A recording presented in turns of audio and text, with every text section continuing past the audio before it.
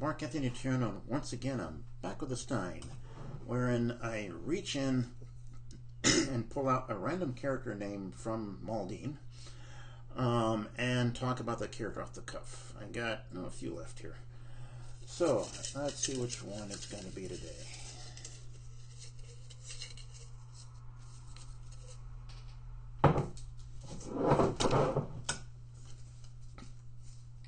Shong and the Triplets.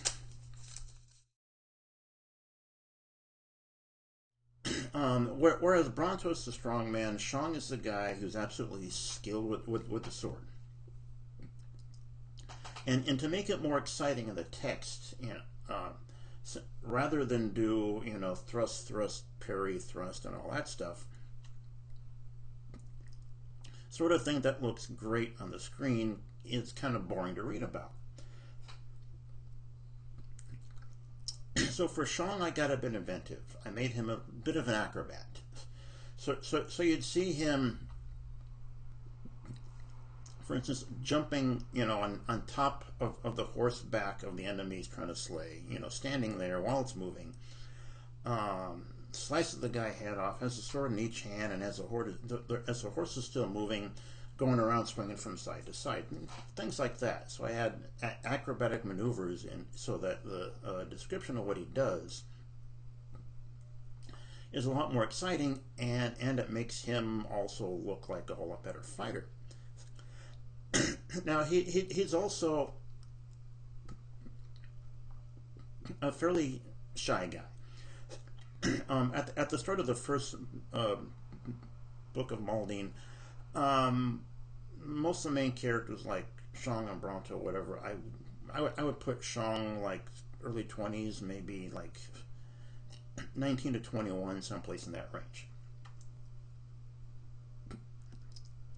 So he's skilled, he's brave, he'll face monsters, he'll face dragons or whatever else, but he's a bit soft-spoken when it comes to personal interactions. Enter now a certain set of triplets, Tina, Tanya, and Tonya. There are three of the king's daughters. And when Shong and the other characters finally make it over to Castle Dirglum-Daitayor, they already have a reputation that precedes them because they faced off a dragon and everything else. And so word specifically of Shong's exploits has made it theirs into the ears of the triplets. Now the triplets have just turned like 14, 15 years old. They're all straw-colored hair, a bit of freckles, and typical teenage girls. So they see a handsome young man and accounts of all his bravery and everywhere else. And being triplets, they like doing things together. And so they can't help themselves. They're like running across the field. Oh, Shong, we love you. We've heard how brave you were. Did you really face off against a dragon? Everything else. And they are relentless. Now, poor Shong, he's shy. He's looking, going, these are just kids.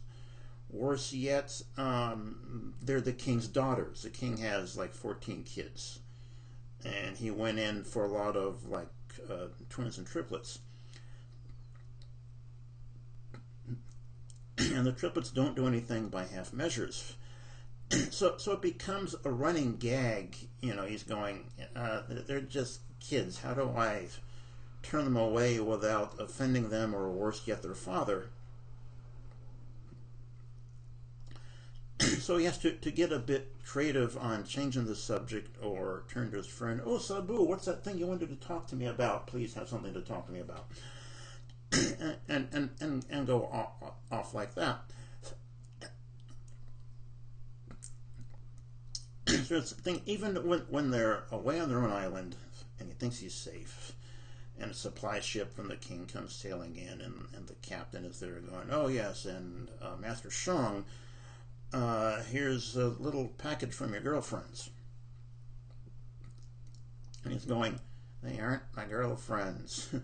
And everybody's grinning, of course, and they've given him a lock each of their hair, you know, something to remember us by when you fight impossible forces and, you know, move your sword around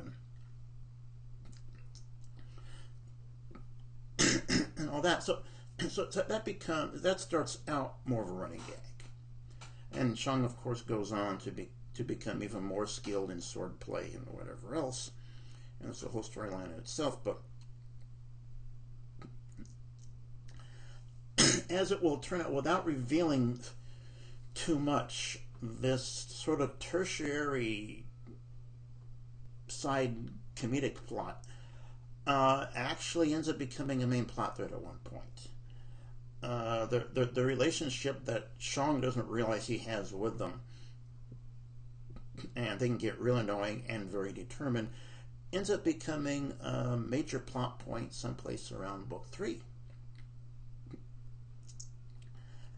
But I won't say anything more about that. But yeah, so anytime you talk about Shong, you have to talk about the triplets as well. Shong's exploits, well, just like each of the other main characters in that core group, Shong's exploits become in his own way legendary, as I said. He ends up, you know, he's actually, you know, self-taught, which only engenders the triplets to him even more.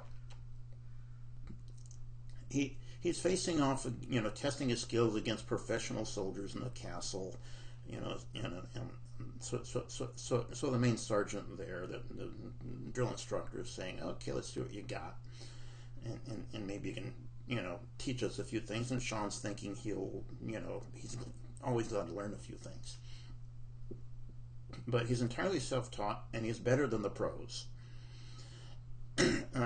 which shocks all of them there. So yeah, the whole backflip, you know, like going into a backflip and coming down with a sword straight down, because sometimes that's the only way of beating a guy that's like 2 feet taller than you, and things like that. And the first time on the practice field in there, yeah, the triplets are watching, and they'd already heard enough stories. So